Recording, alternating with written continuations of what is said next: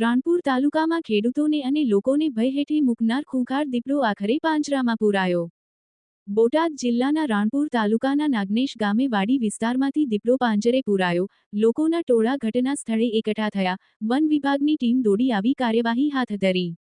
રાણપુર તાલુકાના નાગનેશ ગામે તેમજ નાગનેશ ગામની સીમમાં કેટલાક દિવસથી દીપડો આવી ચડ્યો હતો। આ દીપડો ખેડૂતો અને લોકોને ભયના ઉથાર હેઠળ આટા ફેરા મારી રહ્યો હતો। રાત્રે ખેડૂતો પોતાના ખેતરે કામ કરવા માટે જઈ નહોતા શકતા। છેલ્લા 10 દિવસથી આ દીપડાના આટા ફેરાને લઈને રાણપુર તાલુકાના નાગનેશ ગામની સીમમાં લોકો ડરના માર્યા નહોતા જાતા। વન વિભાગ આ દીપડાને પકડવા માટે સતત દોડતું હતું। લોકો હાથમાં લાકડી લઈને અન્ય લોકોને સાથે રાખીને પોતાના ખેતરે કામ કરવા માટે જતા। અત્યારે ક્યાંક ને ક્યાંક દીપડો પણ તેઓની નજરમાં ચડતો। રાત્રે જે સી.બી. ચાલક નાગનેશથી લાલવાવ તરફ જઈ રહ્યા હતા ત્યારે રસ્તામાં સી.બી. ચાલકને પણ દીપડો દેખાયો હતો। તેનો વિડીયો પણ વાયરલ થયો હતો।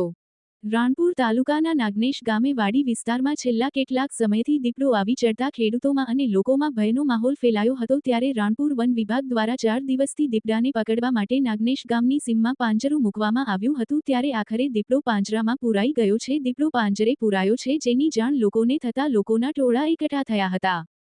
વન વિભાગને જાણ થતાં વન વિભાગના અધિકારીઓ રણજીતસિંહ મોરી, અનિરુદ્ધસિંહ પરમાર અને ઇમરાનભાઈ દીપડાને પકડવા રાત દિવસ સતત પેટ્રોલિંગ કરી રહ્યા હતા। તેઓને જાણ થતાં વન વિભાગના અધિકારીઓ સ્થળ ઉપર દોડી આવ્યા હતા।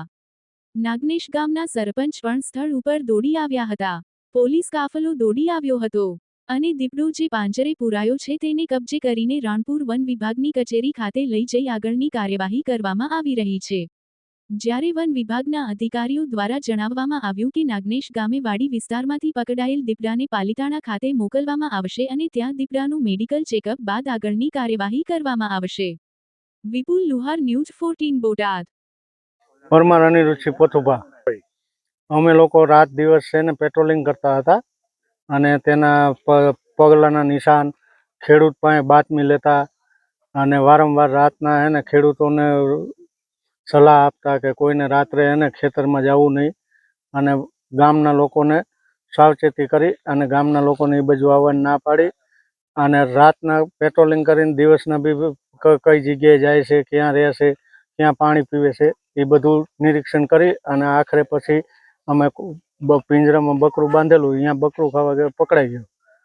એનું કારણ એક જ છે કે કચ્છમાંથી જે વાંઢિયાર આવે ને બકરી ઘેંટાવાળા એ લોકોને પાછળ આવતો હોય અને અહીંથી શું છે કે પછી એ લોકો આડાવડા નીકળી જતા હોય એટલે આને અહીં એકાદ બે જગ્યાએ સારું રહેણાંક મળી જાય એટલે પછી અહીં રોકાઈ જાય અને આગળ પછી ઓલા બકરાવાળા નીકળી જાય એટલે એ અહીં પછી સારું મળે એટલે રહેણાંક કરી નાખે।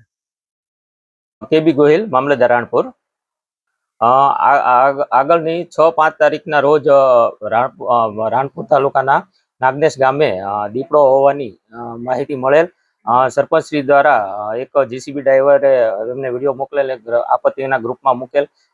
એના આધારે અમોએ ફોરેસ્ટને અધિકારીને સૂચના આપેલ તાત્કાલિક દીપડો પકડવા માટે કાર્યવાહી કરે, જેથી તેમના દ્વારા 7 તારીખના રોજ 2 અલગ અલગ પાંજરા મૂકવામાં આવેલ અને સ્ટાફ સતત વોચમાં હતો। દરમિયાન આજે 12 તારીખના રોજ સવારના દીપડો પાંજરે પૂરાયેલ છે। સવારથી પોલીસ સ્ટાફ, ફોરેસ્ટ સ્ટાફ અને સરપંચશ્રી સાથે રહી દીપડાને અત્યારે રેન્જ ફોરેસ્ટ ઓફિસર અહીંયા લાવવામાં આવેલ છે। હવે અહીંથી તેમને આરએફઓના જણાવ્યા મુજબ પાલિતાણા મૂકવામાં આવશે, ત્યાં એનું મેડિકલ ચેકઅપ કરી અને આગળની કાર્યવાહી કરવામાં આવશે। રણજીતસિંહ મોરી, વનરક્ષક રાણપુર માં જ્યારે અમને પાકી બાતમી મળી, વિડીયો સામે આવ્યો ત્યારે અમે સ્થળ તપાસ કરી અને પગલાં જોયા, પછી તાત્કાલિક પાંજરાની વ્યવસ્થા કરાવી અને અમે સતત પેટ્રોલિંગ રાખ્યું। પછી એના અવશેષો મળ્યા જેવું કે એની હગાર, એના પગલાં, પાણીના પોઈન્ટ ઉપર એના તાજા પગલાં, એ બધું જોઈ અને અમે જે જગ્યાએ એના તાજા પગલાં અને હયાતીના જ્યાં સબૂત મળ્યો ત્યાં અમે તાત્કાલિક પાંજરા ગોઠવી અને છેલ્લા 7-8 દિવસથી સતત પેટ્રોલિંગ, પાંજરા ઉપર મોનિટરિંગ રાખી અને અંતે અમારી મહેનતનું ફળ અમને મળી ગયું। આજે ગત રાત્રે વહેલી સવારે 3 થી 4 વાગ્યાના ગાળામાં દીપડો આખરે પાંજરે પૂરાઈ ગયો। હવે એ અમારા અધિકારી આરએફઓ મેડમ અથવા ઉચ્ચ અધિકારીઓ નિર્ણય લેશે, પણ અમારા જે સરકારી અમારા વિભાગના વન વિભાગ થકી જે કેર સેન્ટર ચાલે છે તે કેર સેન્ટરમાં આને સહી સલામત પહોંચાડવામાં આવશે।